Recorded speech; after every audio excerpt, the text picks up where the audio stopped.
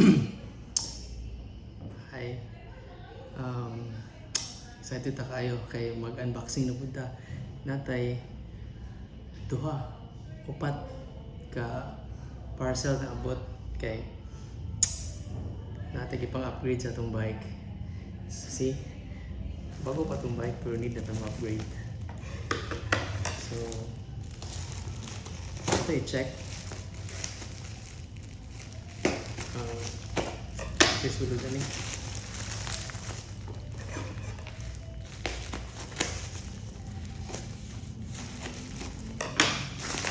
The first upgrade is certified.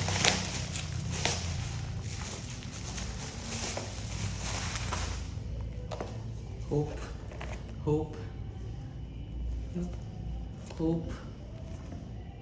Sakto ang specs. Okay.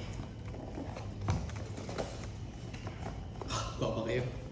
So kani is ang Hope Rear Hub Pro 4.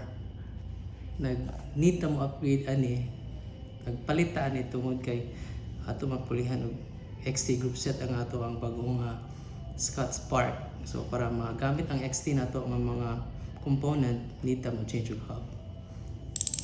Oh, see? Tunog mayaman. Pero ang rider di mayaman. So nice. Happy kita ni. This is Hope Pro 4. So saba ni siya nga hub.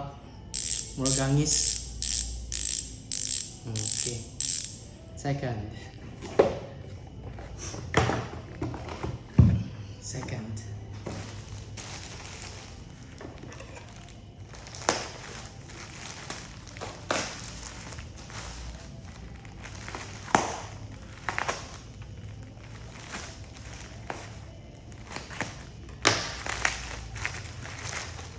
Klaro kayo muna bila.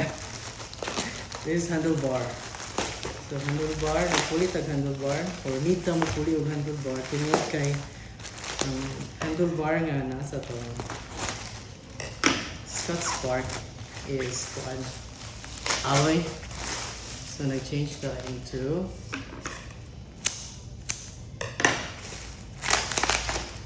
this carbon.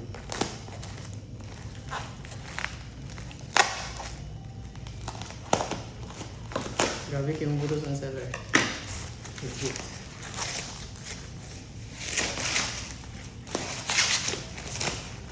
So same specs, same sukod, but very light. Gaan kayo siya. Mura siya o bugat pa yung medyas. And guwapa. Guwapa kayo.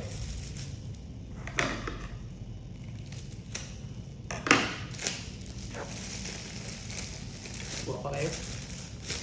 So, pwede na ito i-mount ang atong nice thing handlebar tungod kay na siya mount para Insta360.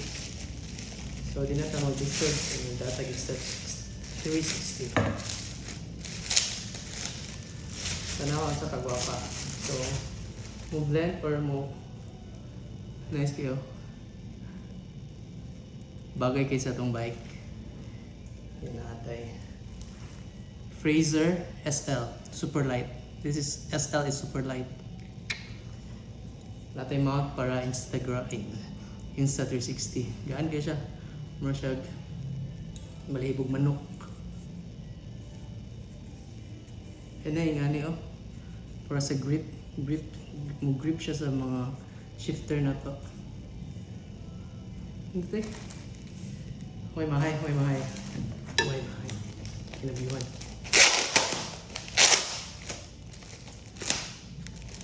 Mga yung mga attachments.